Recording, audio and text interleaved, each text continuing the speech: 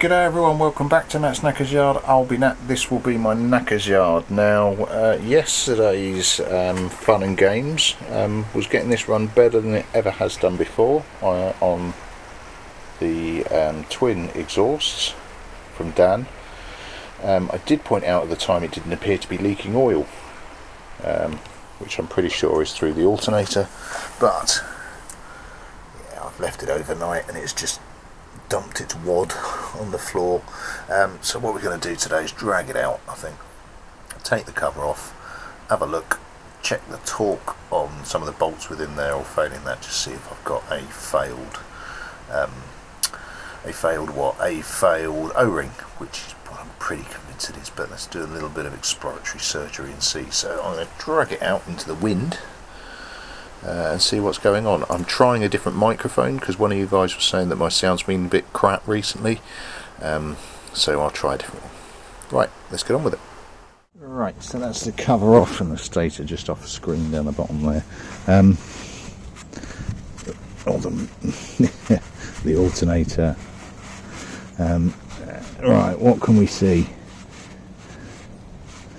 We can see that the oil has been pooling out of this way. A couple of guys are saying, is it from the cam adjuster? No, it's dry around there. It has come through, and actually pulling up the stator, I have pulled the you can see all the oil and crap and everything else has come through that side. So I think we found our source. Let's need to work out how to get that off. I might just try and buzz gun it and see if that'll do. You can see the oil flow because even the bolts are, pretty plastered in oil. So it's pretty much definitely there. Let's see if I can get something to get that off without it just free spinning. We'll see.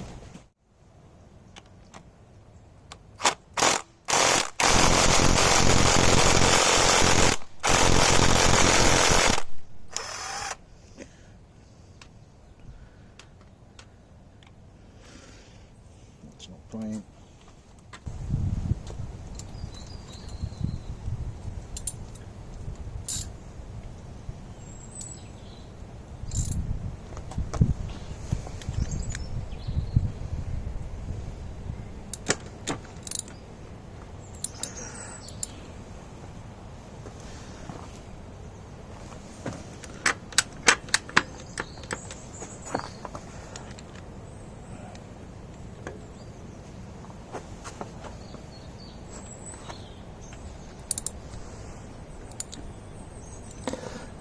It's going to be fucking one of those, isn't it?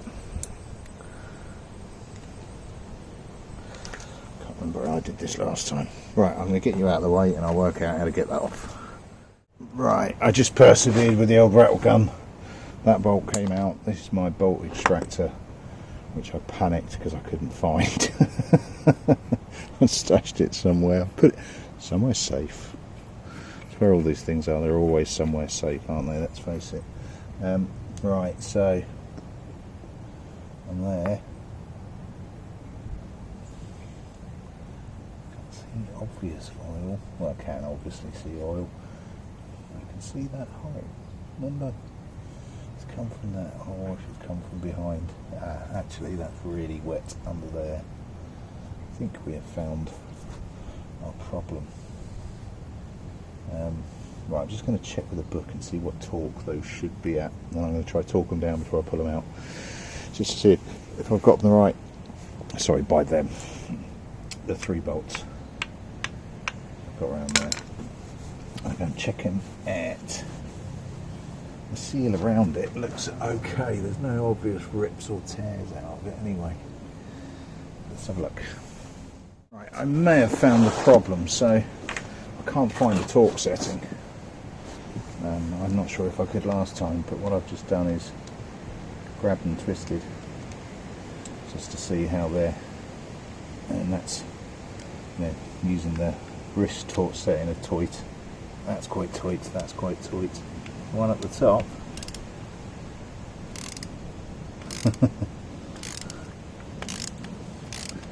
So the finger tight, or there's an issue with the thread.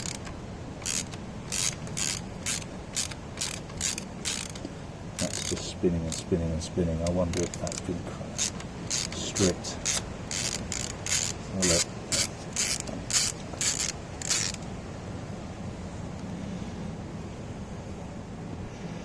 I think we found the problem.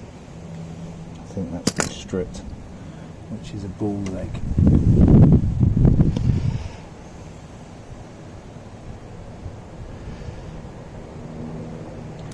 Fuck. That is actually into the engine casing, so I don't know if I've done that without thinking. It's stopped. Let's get the rest out and we'll have a look.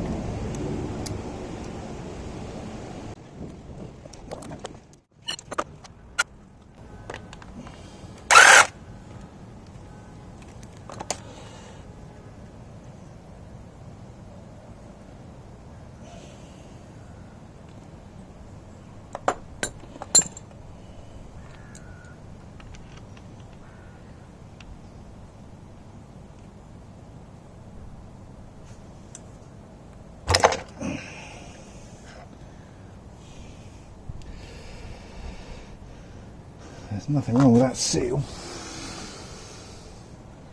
It's purely and simply that that thread's fucking gone. Bollocks.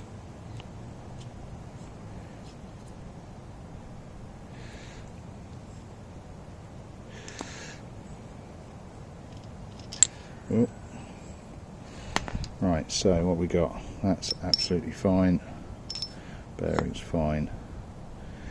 It is not having any thread in that top,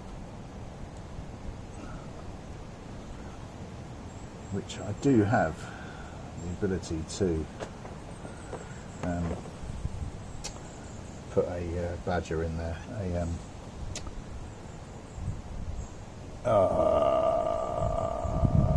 fuck what they're called, the fake thread thingies. I've got those, but I don't really want to be doing it on the engine casing. And that is into the aluminium.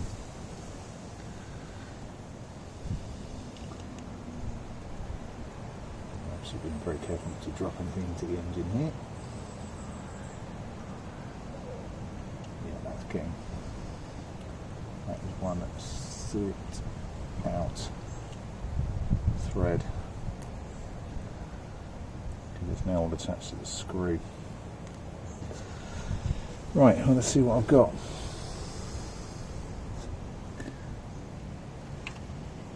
Obviously, it just lifts all up into that.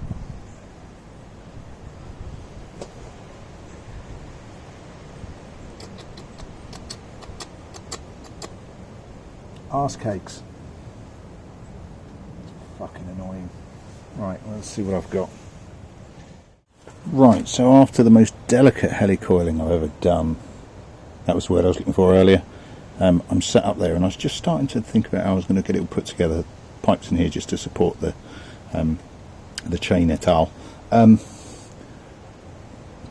the little hole there is an oil feed, and I'm not sure if you can make it out, but I've got a torn gasket in there which must have got pinched when I was reinstalling it. So it could be the combination of both, is my thinking. It's me trying to work out what that drain plug is at the bottom. It's where one of the fucking cover bolts go. But you know, enough there that under pressure that's going to fail, I think. So get a new gasket on that, get it reinstalled. I had to like hoik it out from the back, read through, and just some bent pliers coming to the rescue. Throughout that whole helicoiling experience, the bit that I was most concerned about was the spoil. So I've effectively had that wedged over the hole just to keep all the spoil from falling straight into the engine, because that would do me no good at all. Right, Mrs. just got back. I'm going to put that back on, start throwing things back together. Right, so I think we're there and back together anyway. I can't put the cover on yet because I have broken the gasket while I was pissing around. Now I could try and cut that back in, but frankly, for what I've got and what I've been doing, I might as well do it properly, hadn't I? And order a fresh one. So I'll order a fresh one, and we'll bang that in next weekend, probably. I don't know, probably next weekend. And we'll see whether or not that was it. Now I'm not sure if it was the top bolt that had been pulled through. I don't know if I've done that. I don't recall doing it, but as I tested it, it just gave straight away. So I think I got it to the point of failure last time as I torqued it up, and as I tested it then it just went ping and pulled straight through. So that's fucking irritating. I also don't know if it's the oil drip feed. It's presumably taking the oil back. I don't know. Oh, no, it's a block and it carries it. Yeah, it's fine. Just thinking out loud. I also don't know if it was that with the slightly knackered grommet that was going around there. So we'll see one way or another, but it's good to get that off and at least have a look at that. So what's next? Obviously putting the cover back on once we've got a fresh gasket. I think it's now time to start having a play with the carbs again to try and work out why I've got those hanging revs. One of you guys did ask whether or not I played with the air fuel screws. I had. They were fine. The book has got them at 2.5 across. I had 2.5 all the way across, and I had 1.5 on far right on the